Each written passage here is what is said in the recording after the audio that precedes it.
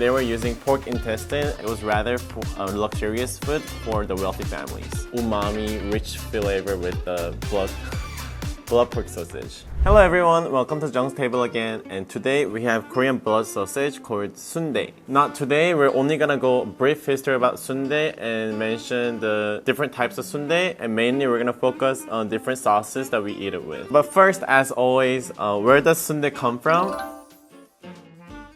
Many historians trace the beginning of Sundae back to the 13th century with the Mongolian cuisine. So apparently, many Mongolians made a travel-friendly sausage called kedes, I think. Correct me if I'm wrong with the pronunciation, but yeah, it was something like this. They were using pork intestine and stuffed it with veggies and rice. So I feel like the visual-wise, I guess is pretty similar except for the filling. And we assume that as Mongol forces moved through the Korea, especially during the Goryeo dynasty, where there are a lot of conflicts between the Mongolian forces and Koreans, we think that the kedes was first introduced to Korea, and that may be the inspiration of modern Sundae. And in fact, there are records of jeolchang, which was the cuisine made from the northern city called Kaesong, and many people believe that that was the first variation of modern Sundae as well. First, when it was made in Korea, instead of using rice and chopped veggies, they used ground meat and spices along with animal intestines. And because of such ingredients, Sundae isn't like a local street food that we know today. It was rather luxurious food for the wealthy families. So how did that version become this modern Sundae? Modern version of Sundae began to form shape during the Japanese colonization, and they changed up the ingredients like pig's blood, tofu, garlic, and chives. Now, it was more affordable for regular, normal class citizens, but still it was considered a food you would only eat during special day occasions. And now, the real change in the style of this cuisine actually happened in the 1960s when there were urbanization and growth in the meat factories. So in a city called Pyeongchun, there were a lot of ham factories, and they would have to figure out a way to use the leftover pork intestines. So the locals started making the sundae out of those leftover intestines, which helped the sundae to grow rapidly. And instead of using pork blood and veggies, they used glass noodles for cheaper and massive production. And that's why today, you will almost see only the glass noodles with a little bit of seasoning, and I think brown stuffings in between are little bits of pig blood, but I'm not sure. And then by the 1970s, along with the 혼분식 장려 project, as I mentioned in several episodes before, sundae actually really became a local street food where you can find in any markets or any neighborhood. Now this is, I think you refer it to as chapsal sundae. I think because we used chapsal for that chewy texture, but in order to mimic that, we started using these glass noodles. And this is one of the most common sundae you can find and most cheap one. But there are other variations of sundae that has more local specialty and affiliated with its history as well. And some of them are ibai sundae, which is, I believe, the North Korean style version, and it has more stuffings into it and it has a lot of veggies. So that version, instead of the chewy texture, it has more texture from the veggies itself, and then the flavor too, it has the natural sweetness coming from steaming the veggies. In the southern province called Jeollado, they use a lot, like almost purely pork blood, and that's one of my favorites.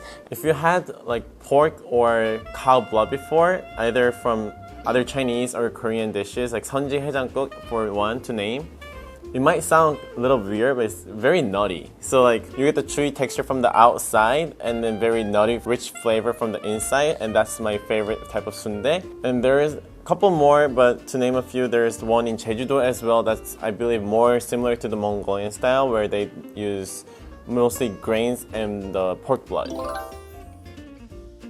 That's why we have so many different sauces today, and each province has its own unique sauce that they usually pair the sundae with. So to start, over here we have the salt and pepper mix. This is usually eaten among Seoul people. And over here it's just purely soy sauce, and usually people from Jeju-do eat this a lot. I also heard they either mix a little bit of vinegar or wasabi as well, but I just have this plain old soy sauce today. And this one, like orangish red one over here, it's called 쌈장. And then Gyeongsang-do province people eat it a lot, and one of the most famous city in Gyeongsang-do is Busan. And then moving right on to this called mak 막장. It's very similar to 쌈장, but this one is a little more salty, but this is a little more sweet. And you can simply make this by adding some minced garlic and Sprite with your 쌈장. And this one, the watery one, is called 새우젓. And it's a salty fermented shrimp. And this last one over here, we have 초장. This one is eaten by 전라도 people. And 전라도 is where I said my favorite type of sundae is.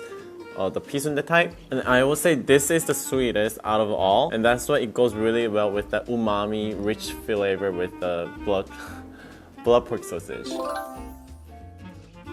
First, let's start with the classic for me because I grew up in Seoul, the salt and pepper.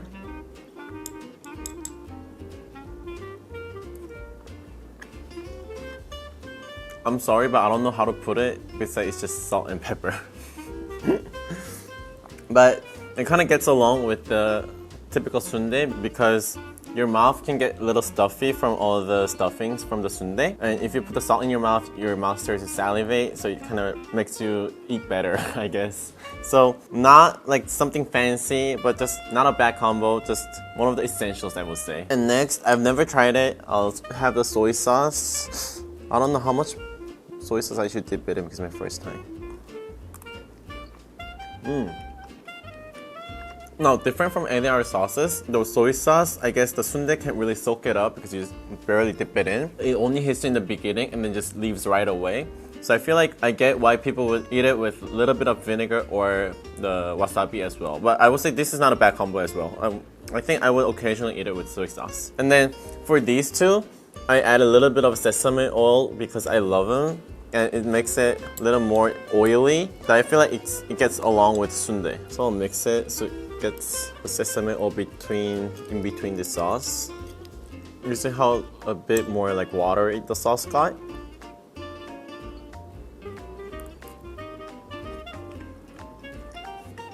I don't know about this. This is like way too salty. And honestly, I don't know if the 쌈장 flavor itself goes along with sundae. Let's try 막장 then. Because 막장 itself is already more like watery and oily than 쌈장, this is like super liquidy now. It smells good. Now I said you put minced garlic with it, but for this one, they have a whole huge garlic in here, so let's give it a shot with this.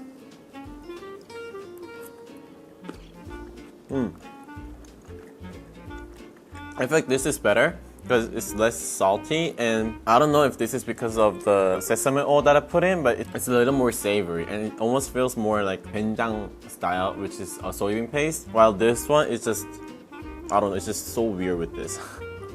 Now let's try the 새우젓. If you see it, you'll see a bunch of little shrimps on here. So you can either like dip it in like soy sauce and get the water out of it, but what I like to do is just pick out one or two. This is super salty, so don't put more than two in it. Just one, and then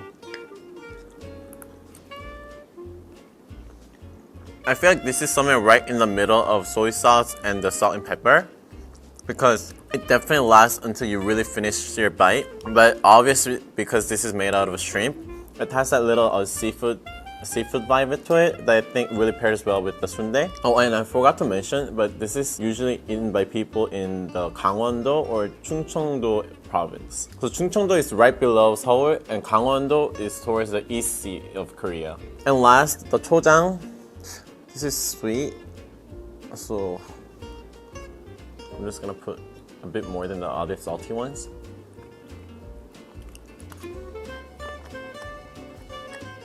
No, I've never tried this version of sundae with the chojang, but I feel like this definitely goes along with the 전라도's special type of sundae because it has a lot of blood in it. So it's very like rich in that earthy like umami flavor and that savor rich from the blood.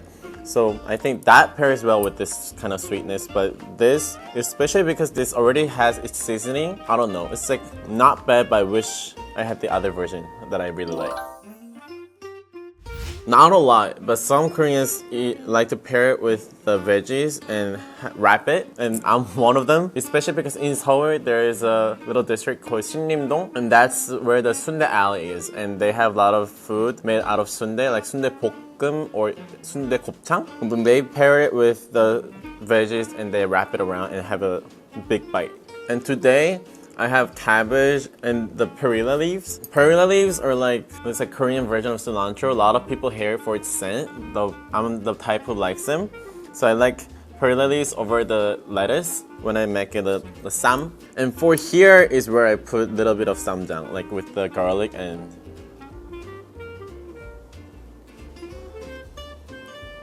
pepper.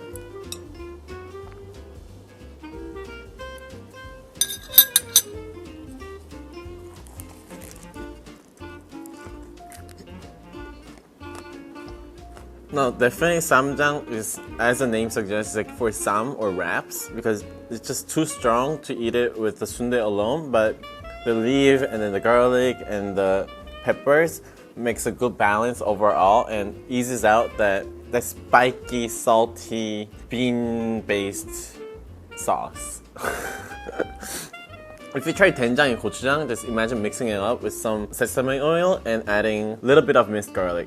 Then you might get something like samjang. This time, let's try with the cabbage. Now, I like the cabbage in my sam as well because it's just so, the cabbage itself is very sweet. This time, let's just try chojang. Because I never tried chojang with the cabbage sam before.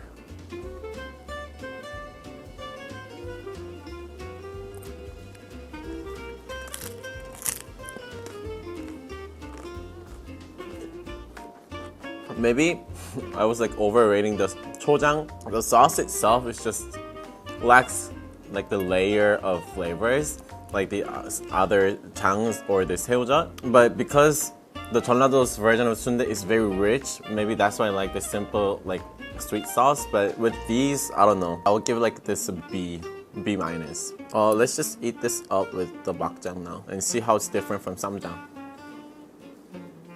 And as you can tell, I really like spicy food, so I always put both the garlic and this pepper is called 청양 pepper, and that's a special breed in Korea, and that's for the spicy peppers. So I always put the both in when I make sam. I think makjang and samjang, they're both a good choice for the sams. So when I'm eating with the sam, I would either choose these two. But if I'm eating the sundae alone, I would say anything but this or this.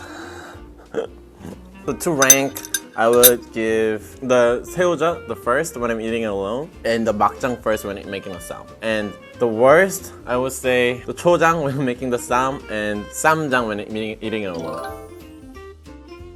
Now that was it for today's sundae, and we discovered 6 types of sauces. There are a few more variations where you add, as I said before, vinegar or wasabi, or over here you can add like pepper flakes, and here you can add, there are also perilla powders. I mean, if you add that, that adds a whole new rich flavor to it. So that version I think is worth trying. But anyway, those are 6 most iconic types of sauces eaten by Koreans in different provinces. And if you like today's review about sundae and its sauces, please wait for the next episode, and don't forget to hit and subscribe button. Thank you.